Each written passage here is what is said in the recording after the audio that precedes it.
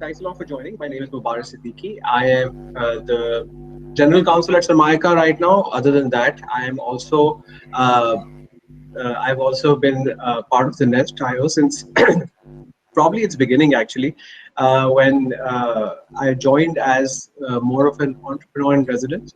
In the middle, I have worked on a startup called Bukla in Pakistan, then left that. I've then gone on to work primarily with a lot of startups and investors in investment deals in startups. Before that, I was practicing law at law firms where we did more run-of-the-mill work, which involved energy, project finance, etc.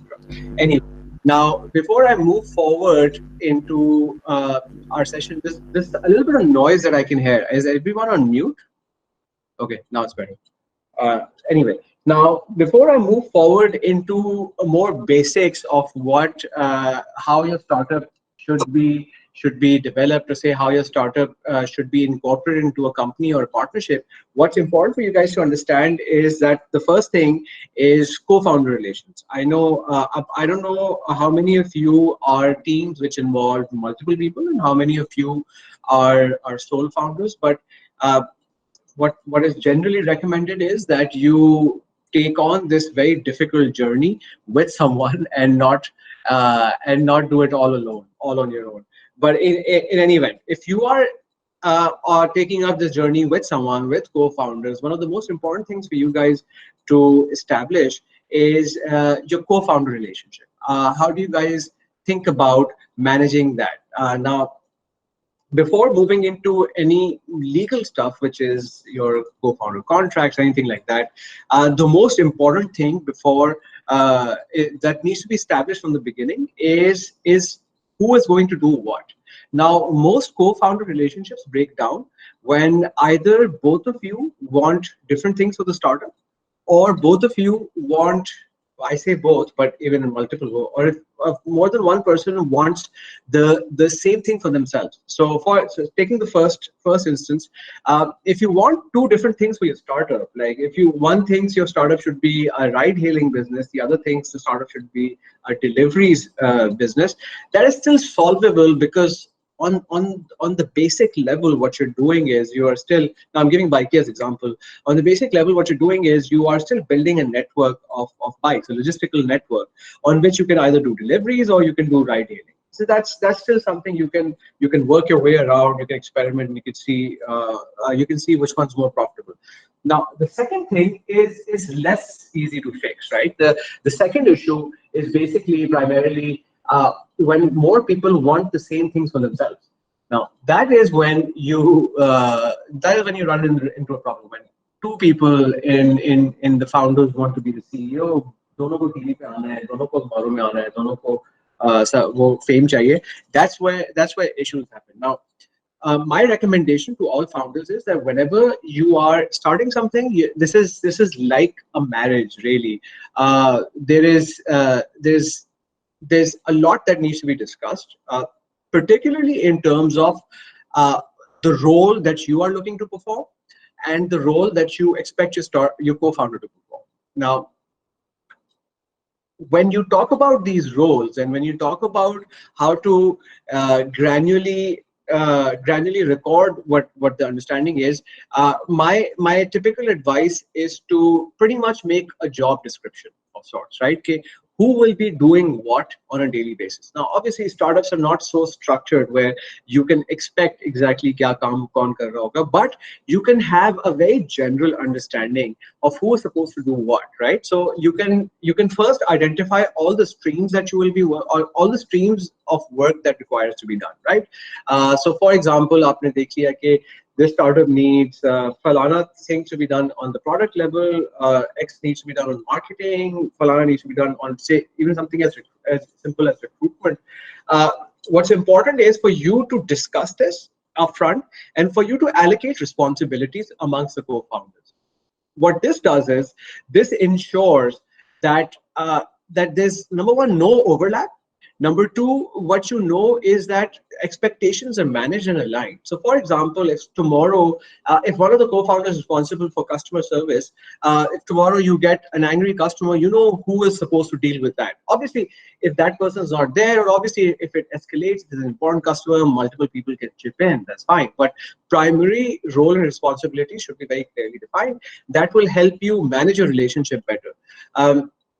Similarly, now this is more around the work that you need to do.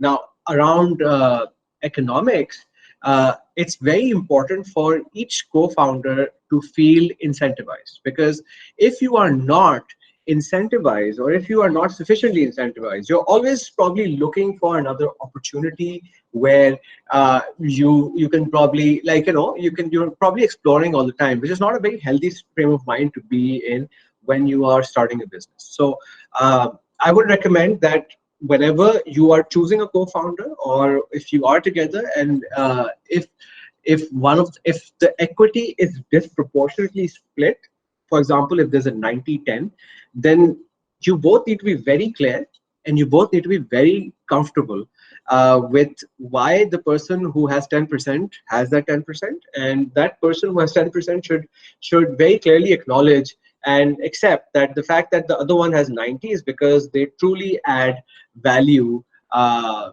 that extent. So I would recommend structuring your co-founder arrangements like this. Now, agreements are still still getting into the granular of it all. I can share drafts. You can find lots of templates online for standard co-founder agreements. But essentially, even if you record all of these things in an email where you have clearly defined what you will do, what the other person will do, and what the equity split would be, I would recommend you would be better than 95% of the people who start businesses. Because the worst thing you can do is you can not record anything in any written format.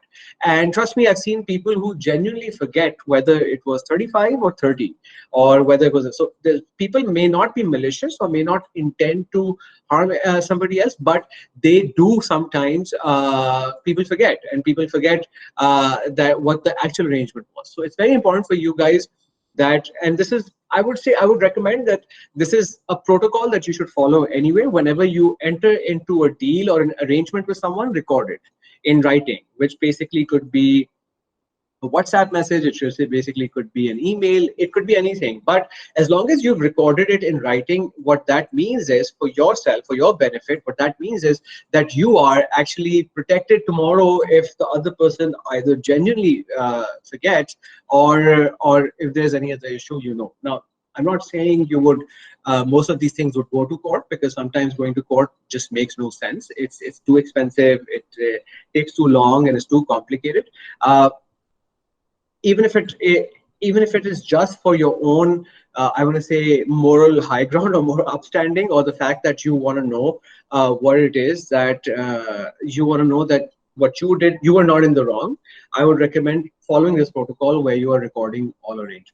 Now, moving on from co-founder relationships to how your startup is structured. So, by the way, my session, I will take another maybe 20-25 minutes, take you guys through all the major legal concepts. I know most of these things will take some time to absorb, and only when you're going, or when you're interacting with that issue, or when you face that issue, do you really develop appreciation for it. But the idea is to first give you guys a whole overview of what, as startup founders, you guys can expect to encounter, what issues you can expect to encounter. And then after that, what we can do is we can have a Q&A. You guys can email me your questions. We can schedule a separate call, whatever. Okay, fine. So let me go back to where I was, which is the forms of business organization that you can make as a startup founder. Now, the most common thing that I hear from everyone is that I want to make a company. Company is everyone's most famous thing, because also people only understand companies, only understand that, or understand that only companies can exist when you're forming a business. But there are different kinds of business organizations that you can form. Now, before getting into each form of business organization, let me quickly explain to you guys two concepts, which I think are very important for you to understand. The first concept is limited liability. Now, and the second concept is legal entity. Now, a legal entity is something that only exists in the eyes of the law as a separate person, right? Now, for example, a company is a legal entity, is a separate legal entity. Your kya naam hai, partnership and sole proprietors are entities in terms of only the person is a legal entity. And the second concept, I'll explain this further when I take you through each example. The second concept is limited liability. Limited liability basically means obligation. कि किसकी जिम्मेदारी है कि अगर कल को पैसे देने पड़े या कुछ करना पड़ा तो कौन करेगा, जिम्मेदारी किसकी है. Now, what happens is typically there are broadly there are three forms of business organizations that you can do. First is sole proprietor. Sole proprietorship is where you start a business and the business is just you. You do not go and make another entity. It's just you. So again, to give you a very simple example, Thele Wala is a sole proprietor because the whole business is him. It's in his name. Tomorrow, if the business doesn't work, it's him. अगर कोई चीज खराब हो या उसने किसी से उधार लिया तो उसको खुद को वापस करना पड़ेगा. There's no other layer in the middle. Partnership is very similar to a sole proprietorship, but partnership involves more than one person. So it's not just one person, it's multiple people. It can be up to like 50, 60 people. But the concept is again the same. There is no limited liability. All the partners are responsible. So for example, if the partners take a loan from a bank and the partnership cannot pay it, the partners will have to pay from their own assets. Now, this is where it changes from for a company. A company, in the eyes of the law, is a separate legal entity. And when I say separate legal entity, what I mean is that the law recognizes it as a separate person, right? So that person, the company, is capable of owning things. That person is capable of being obligated to other people. That person is capable of establishing rights. Like it can employ people, it can fire people, it can own property, it can sell property. The advantage of a company is that, number one, it will always be alive till the time you actually shut it down, which means liquidate, which is a whole separate legal process. The other big advantage of a company is the limited liability. Now, when it's a separate legal entity, then whatever money the company has borrowed, the company is responsible to pay. So, for example, if the company borrows 10 lakh rupees from a bank and the company cannot pay the bank back, what happens, right? So, in these situations, the company will have to be liquidated. All of the company's assets, now whether it has a car, it has say laptops, etc., they will be liquidated, and then the bank will be paid off. So, for example, your bank owes you owe the bank, the company owes the bank 10 lakh rupees. All the assets are worth 8 lakh rupees. What happens to the remaining 2 lakh rupees? No one. The bank will have to absorb the loss. No one will be responsible or liable to pay for it. This is what limited liability is. It's important as well because this enables people to do a lot more. Getting into the history of it all is kind of pointless. But if you think like East India Company, just to give you some perspective, was one of the earliest limited liability companies ever. So the concept dates back all the way then. Now, the question is, how do you choose between a sole proprietor or a partnership or a company, right? Now, sole proprietor and a partnership, I'll tell you what are the main two reasons for me for advising anyone to choose a company is. Choosing a company, you should always make a company if you are taking some sort of financing. Now, the financing could either be debt or equity, and that's our next phase that we'll get into, or you are doing something that could make you liable to some people. So for example, if you are running, say, a telehealth type of service where wrong advice from your company or from your business could mean someone could be severely affected and can sue you for millions of dollars, successfully sue you for millions of dollars. In those cases, I would recommend the founders should have the company in front because eventually if the company cannot pay, then that's that. The founders are not personally liable to do anything. Now, coming to why, the first reason why a company should be formed is financing. Now, there are two types of financing that people can usually avail. The first type of financing is debt financing. Debt financing is, as I gave earlier examples as well, debt is where you take a loan from someone and you have to pay it back within a certain period, and you have to pay interest on top. So that's that. Now, debt financing is typically not available to a lot of businesses that are in the position that you guys are. Debt financing usually, because अगर एक bank किसी को loan देता है, तो bank expect करता है कि कोई security होनी चाहिए ना. It's also because the bank's hands are also tied by the government, because it's public money, right? So banks are lending out the money that they've taken in deposits. Now, the banks, they require all sorts of security. So they would either require a land to be mortgaged, they would require a lien on assets, they would see कितने assets हैं, कितने आपके inflows हैं, कितने आपको और कितना आपको वो loan उस हिसाब से दे सकते हैं.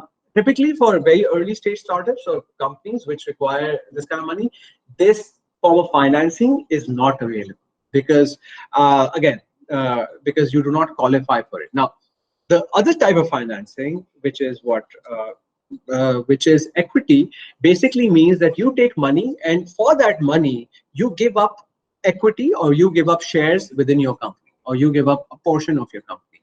Now, companies are, for whoever doesn't know, the companies are divided into shares, and you can divide a company into as many shares as you want. For each share, you have to put money inside the company. So, for example, if your company's shares, and that's something that you determine, is 10 rupees per share, we talk about private companies. Public companies are a different ballgame. So, in a private company, when you are, say, you have a share for 10 rupees, you can have 20 million of those, but for each share, you'll have to deposit 10 rupees into the company. So just to give you an example, when an investor comes in, investor would then put money into the company and get shares in return.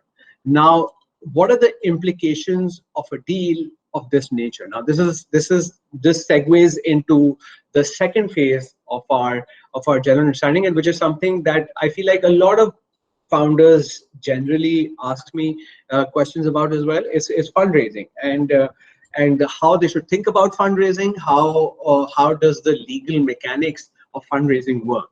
I'm also general counsel at this venture capital fund called Sarmayacar. So this is where I also get a lot of exposure into how these mechanics, these deal mechanics typically work.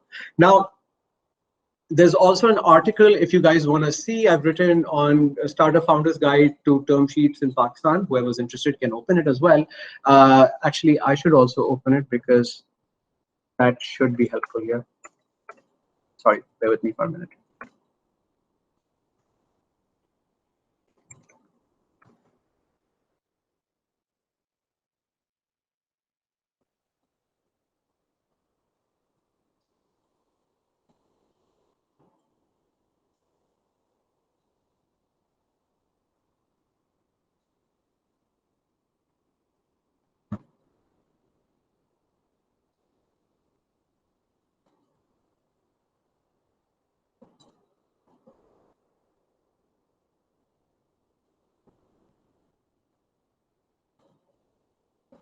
So I've put this on my screen as well. Can you guys see it?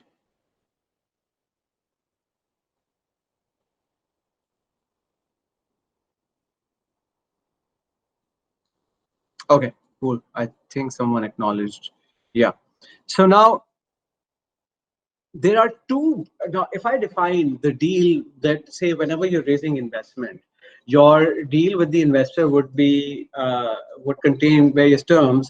I would like to broadly classify those terms into two very broad classifications. One is economics, and the other is control. Now, everything other than that is irrelevant, right?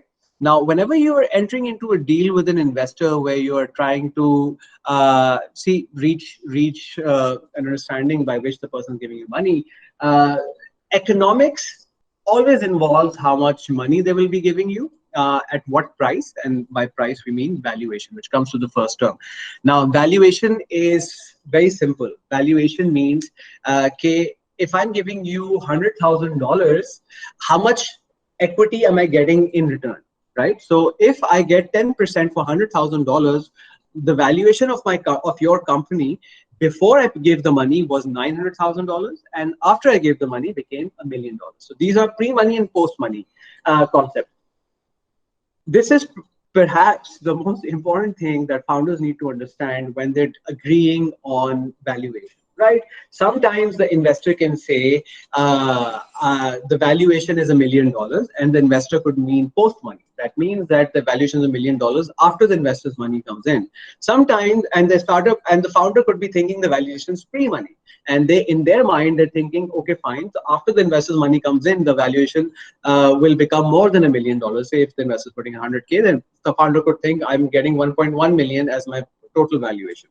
So it's very, very important to clarify that whenever you are talking to someone about the valuation of your company, or whenever you talk about valuation anywhere, whether it's pre-money or post-money, because that will really determine the actual valuation of the company. And now, this probably doesn't matter that much with this 100K investment, but for example, if a company is raising $10 million, then the pre and post money makes a huge difference, right?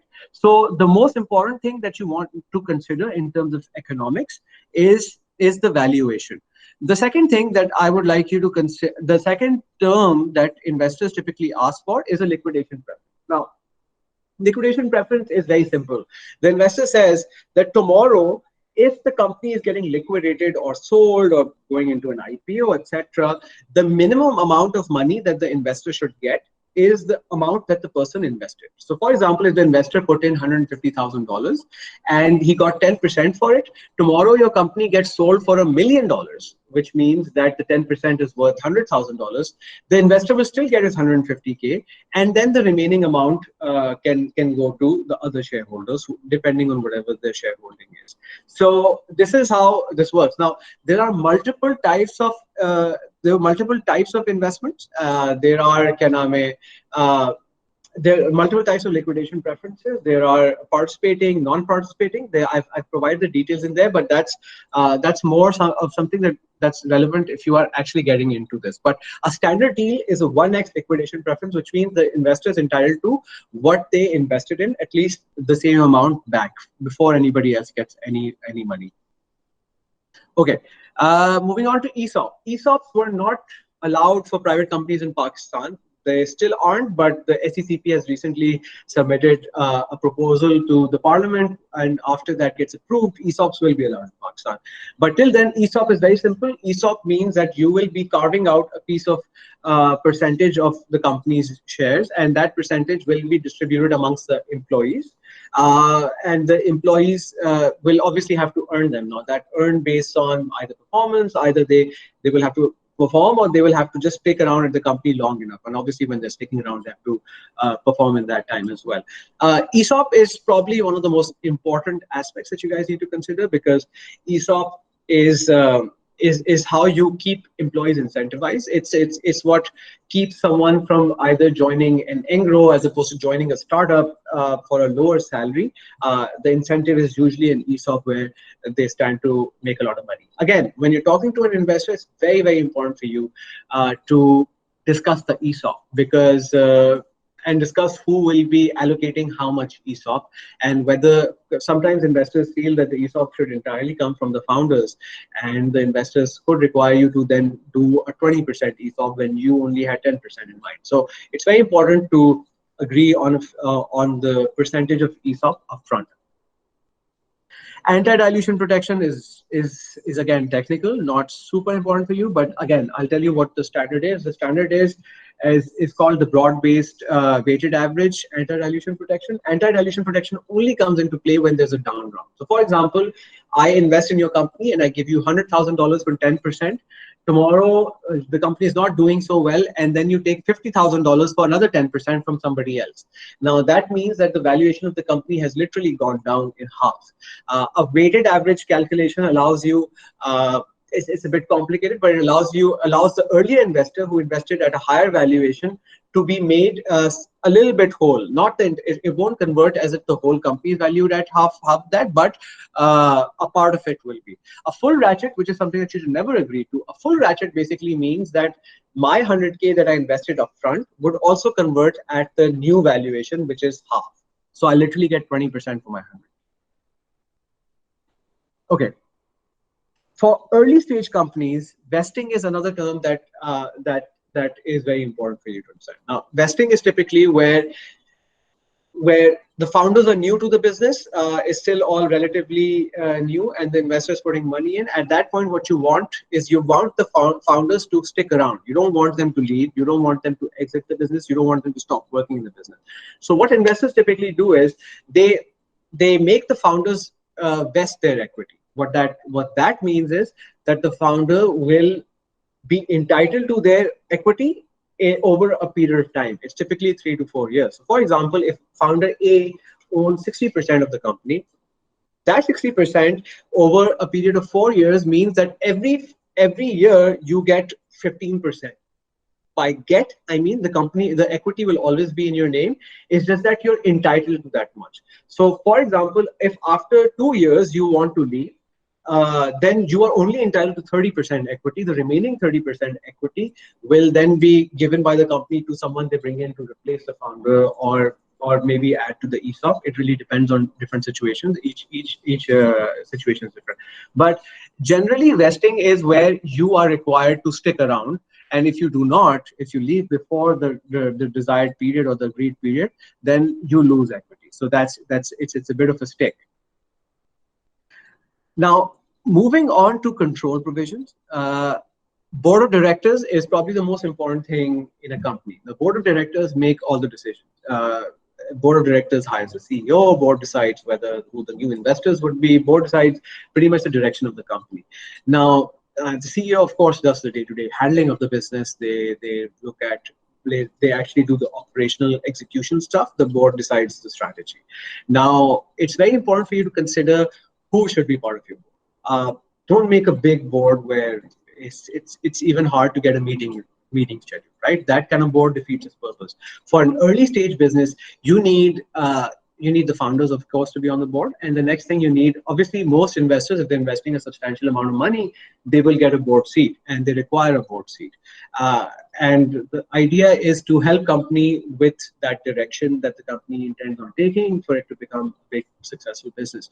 Now, it's very important for you to understand to never take money from an investor just for the money, because that way you will be, I don't know. I don't know how to phrase this exactly, but I feel like you would be selling yourself short, because just cash is probably not the best thing to lose equity for. It depends on what your business is. Depends on how strongly you believe in it. But for me, I would never want an investor who is just passive, and investor who has just given you cash. I would actually want an investor on board who can add a lot of value to the business that you're trying to build. Because again, right now, this is a long-term game. Like you can't be focused on the short terms. You have to think about how this capital and how this person and their guidance, their network, and the general support can see your company from here to here in 3 years, right? So it really depends on the outlook that you can take, that you have to take on that. Now, attached to the board of directors is reserve matters. Reserve matters are typically a list of matters that the investors say will require their approval before you can do that. Now, let me give you the rationale for it. Now, investors are putting in pretty much all the money that the business needs, but given that this is venture capital and this is a venture investment, the investor is most probably getting a minority stake. If the investor is getting majority stake, then I can just tell you right now it's a bad deal. But to coming back to our original point of reserve matters, a minority stake does not allow the investor any control legally. Right? Under the law, if 3 directors are saying one thing and 1 director is saying something else, it's the majority that will make the decision. The investors typically keep reserve matters, which is again a standard term. What the reserve matters say is that it has stipulations like X, Y, Z cannot be done even if everyone's voting for it till the time the investor votes for it. So it's a veto. Investor cannot go and do those things on his own for the company, but if the company is doing it, his consent is required. So it's typically just a veto right that the investors have. Now, it's very important to consider what are the things that the investors are getting veto for. Now, some things are standard, like the startup will not issue dividends. The startup will not change its course of business or its line of business that it's in, etc. These are standard. No one has any issues. But say if the investor says, the startup can or the company cannot spend more than 5,000 rupees without my consent. Now that's a problem, right? It's okay if he says if the company cannot spend more than 5 million rupees without my consent, or 5 lakh rupees, depending on how much cash is available. That's fine. But 5,000 would operationally make things very difficult for you, because you'll have to get the investors' consent for everything. So it's very important to go through this list and understand what all are you giving a veto right for. Okay, I think we are done after the tag and drag. Now, tag and drag along are again, these are provisions which are exit provisions. Now, what they pretty much mean are, okay, if let's start with tag along. Tag along basically means that if a third party, someone who's not part of the company right now, wants to buy shares from one of the shareholders. So for example, someone comes in and wants to buy the founder's shares. The investor will have the right to tag along, which basically means that the investor will be able to sell his or her shares along with the founder for the same price as was being paid to the founder. The rationale being, most investors invest in, actually all investors in early stage investments are pretty much only investing in the founders. And if the founders are about to leave, the investor should have the option to, like, tag along with him and exit the company, take the money, whatever the founder is getting, he also got the same amount of money per share. He can say Khudafis and buy. Drag along, on the other hand, is a different provision. Drag along means that if one person is selling, and subject to the fact that nobody else wants to buy their shares within the company, is selling to a third party, they will have the right to make everybody else sell their shares along with this person, which is called drag along. You're dragging everybody else along. Sell everybody else shares to that person, because sometimes what happens is a buyer either wants to buy the entire company or they don't want to buy anything in it, right? Because they might think, okay, fine, I'm getting 70% through this, but 30% is still this person, and they might be difficult to deal with in the future, whereas I just want to own this entire business and run it myself, or and operate it myself. So in those situations, drag alongs come in. Now, typically founders should not give in a drag along, but to the investor, it's never done. But investors also sometimes agree to drag alongs when, say, it has a minimum value. So if the investors are being dragged along for at least 4x, 5x of what they invested, then sure, they don't really, and within a certain time frame, then sure, they don't mind. But other than that, it's a bit of a problem. Now, moving from, I'm sorry, I'm jumping through a lot of different. Sorry, I'll just stop sharing this first. I'm jumping from one topic to the other. We can address most issues in the questions, but should I be reading these messages on the side? Okay, no. So now moving along to the third and the final aspect that I want you to understand from this discussion, and then we can move to your questions, is intellectual property. What is intellectual property? Intellectual property is property that is not tangible, cannot be physically held. It's something that you can that is. Yeah, Siddiqui, that's a good way we can post questions. Intellectual property is something that is not tangible, that's intangible in nature, but valuable. So, for example, so there are three types of intellectual property. There's trademark. Trademark is your trade name. Trade name, for example, PepsiCo. That trademark is worth billions and billions of dollars, right? So it's not a tangible thing. It's something that that the company owns as their trade name, the name that the brand name that sells. The second type is copyright. Copyright is artistic work or literary work, or even sometimes people argue that code is also copyright, but that's a different discussion. So copyright you automatically get, just like trademark. So for example, you start using a certain trade name, and if you can establish that nobody else in the world was using this trade name before you, you can prove this by just putting up dates on which you put up the first Facebook post, or when you made the page, etc. Something as simple as that. As long as you can prove that nobody started using this before you, you will be entitled to that, to use that intellectual property anyway. But coming back to the point, it's copyrights are just like trademarks. Whenever you whenever you create an artwork, create a literary work, and you put it online or put it out in the public, you automatically own the intellectual property around it. Lastly is patents, and patents work a bit differently, but patents are actual engineering or industrial processes that lead to a certain output as well. Now, I would say if you were to talk about a patent, is a company I was just speaking to some time ago, CrickFlex. What they do is they make a sleeve for bowlers to check their bowling action and check their bowling speed, etc., etc. Now, that's something that they have the sleeve. They have something gotten a patent on. Now, that's when you talk about technology being patentable, what you're saying is no one can use a sleeve to check someone's bowling action anymore. So obviously all patents are different. All patents, there are different categories on it. But from a broad level, this is what patents typically mean. But anyway, I think this summarizes for your purposes and the stage that you guys are in right now. This is a good overall bird's eye view of the thing that you should think about. I would be happy to answer any question someone has them. Okay, Hassan Zafar has a question. You mentioned how it's a good idea to form LLCs, which is partnerships, as then if someone sues you, you don't have to bear the cost. No, that's a limited liability company, sorry. What is the process of forming an LLC in Pakistan? Can it be done? Now, a limited liability company is just like a private limited company in Pakistan. The process is pretty simple. You can go onto the SECP website. The website can tell you exactly how to incorporate a company. So it's fairly standard. If you want to use a resource to help you do that, loads of those are also available. So it's not something super complicated or super expensive.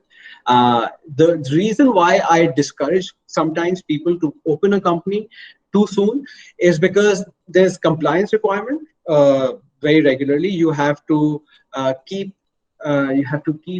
submitting forms, do filings, do your audited accounts, do some other kinds of accounts, etc.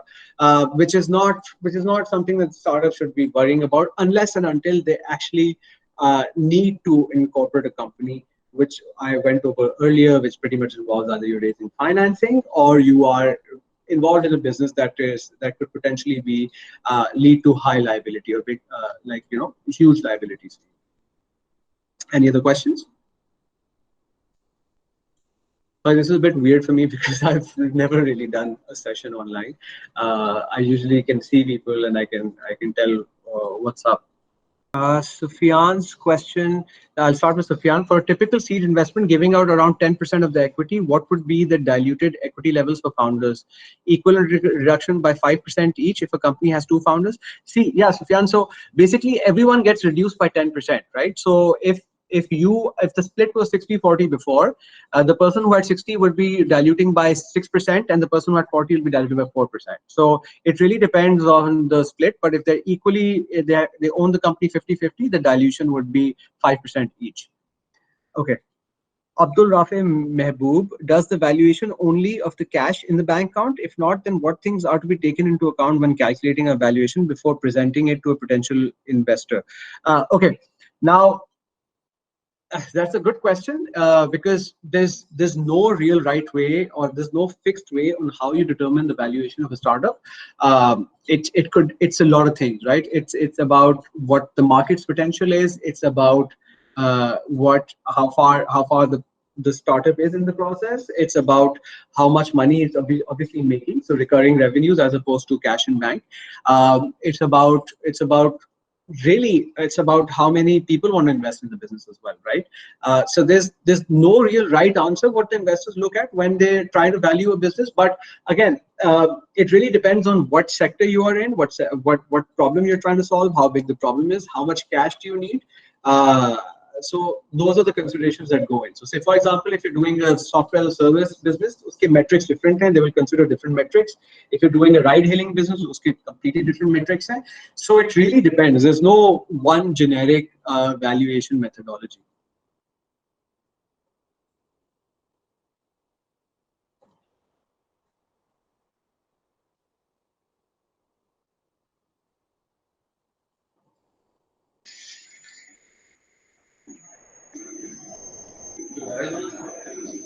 Are there any other questions, guys? Can you point out some articles to see what metrics are there for valuation? So, Abdul Rafi Mehboob, so if you could tell me what kind of business it is that you're doing, I think then I can probably guide you accordingly. Because again, like I said, if you're trying to value a ride-hailing business, it's a whole different ball game than what a SaaS business is being valued at. So I would need to know what kind of business it is that you're looking at. Then I can provide you with the right guidance, or maybe point you to the right direction.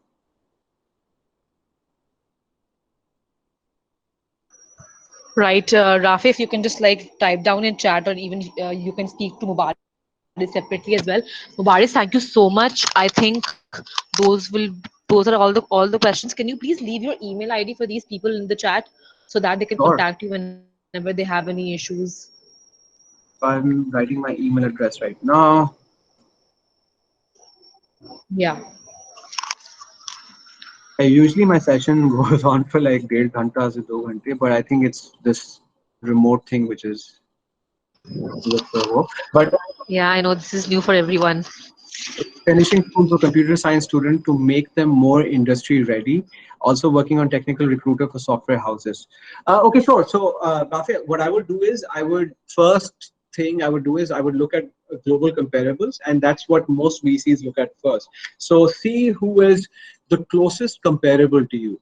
And again, guys, just a general thing, if you are doing a business that literally no one in the world, or there's no comparable in the world of, like, doesn't exist, then most likely than not, this business is very high risk, right? Because more likely than not, someone has tried it and this has not worked in the past. So what I would recommend is guys should definitely look for comparables, like other businesses that have done well in the similar space, which would also give your investor a lot of confidence. And then see what metrics were being used by those businesses. Now, I can't remember specific. I don't know if what would it would also depend on your business model, Rafi, because if it's a finishing school for computer students, like, are you doing courses online like Coursera does, or is there a physical component involved, etc. So there are a lot of different aspects in it. We can take it on a separate conversation as well, and we can discuss how we can think about valuation in that. Now, if you're saying it's a physical training, then there's obviously a limitation on your capacity to grow, right? Because that means that the person will be sitting in front of someone at a location, which obviously presents scaling challenges. Because if I'm providing something that's completely digital, then I can be providing it to 1 million people. My only scaling consideration is my server cost. So that's different. But if it's the physical thing, then my valuation would take into account what the number of people you can actually serve as well. But it's something that we can talk about separately, and do email me, and then we can think about it on that front. Abid Iqbal, at what stage a startup will require a sales tax registration in Pakistan? Sales tax applies to goods. If you're selling goods, like actual physical goods, then you need it literally when you start selling. Now, cottage industry can make different exemption DBA up to a certain amount. I'll have to check that number and get back to you. But if you're doing sales beyond that amount, then you will need to be registered for sales tax. Services tax, however, is on services. Now, that's provincial. Depending on which province you're in, you'll have to accordingly pay services tax. And both of these are revenue taxes. They both mean, by revenue taxes, you mean that you only pay when you sell. So, for example, your chai ka dabba has a sales tax on it, a GST, jo kehlata hai, general sales tax. You only pay it when the dabba gets sold from the manufacturer to the distributor.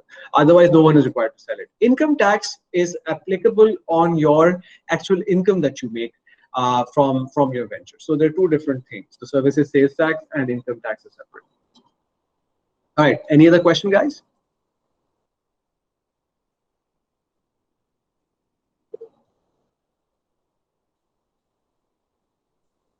Can you tell us a bit about the basics of equity split among founders? Also, what about giving out equity to employees as an alternative to, or to minimize the salaries?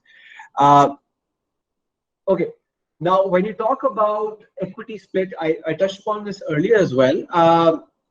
equity split again has to be based on what the person is bringing to the table, how badly the other founder or the founders need that person, and the value that is being added. Right now, for example, if I were to join now, say if I am a consultant who will only be giving the startup, say, 5 hours a month, and I have 3 other businesses that I'm working on, but I can add a lot of value to the startup. Now, my advice would be to avoid giving people like me equity generally, without taking any names. These kind of models usually don't work out very well.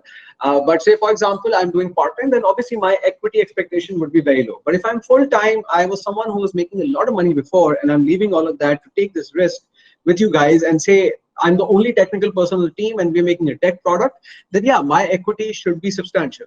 It should be at least 40, 45, 50%, right? Or equal split to the rest of the founders.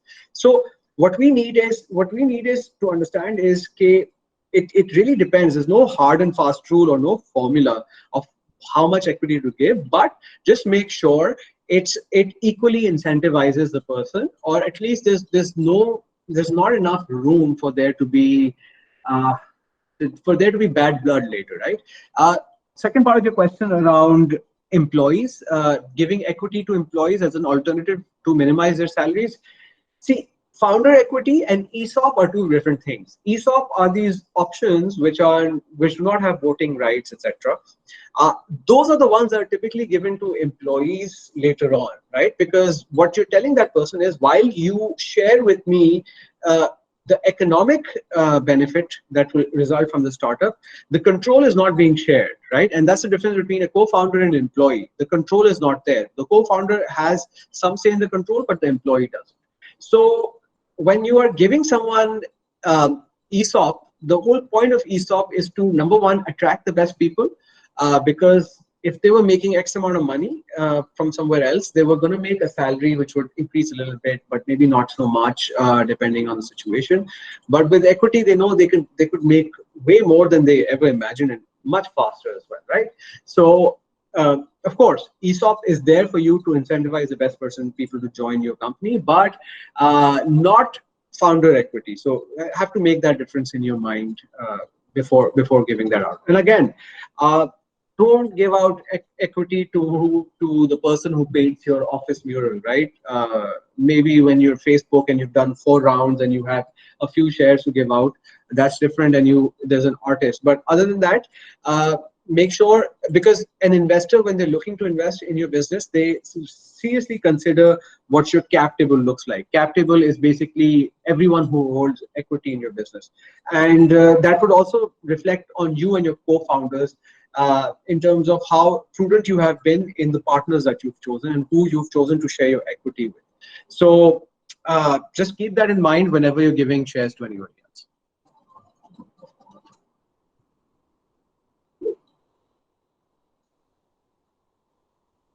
Sure.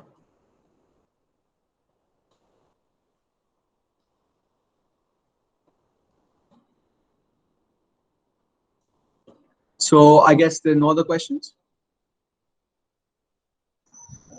Yeah, I guess those were all the questions. They keep coming in chunks. Like, and I think that's it. Sure, guys, feel free for to, today. Thank you so much, no problem Mubariz. at all. Feel free to email me, and we can probably even, if you require, we can have a short call as well. Some people just want to speak in private about the legal issues. That's fine, that we can speak separately.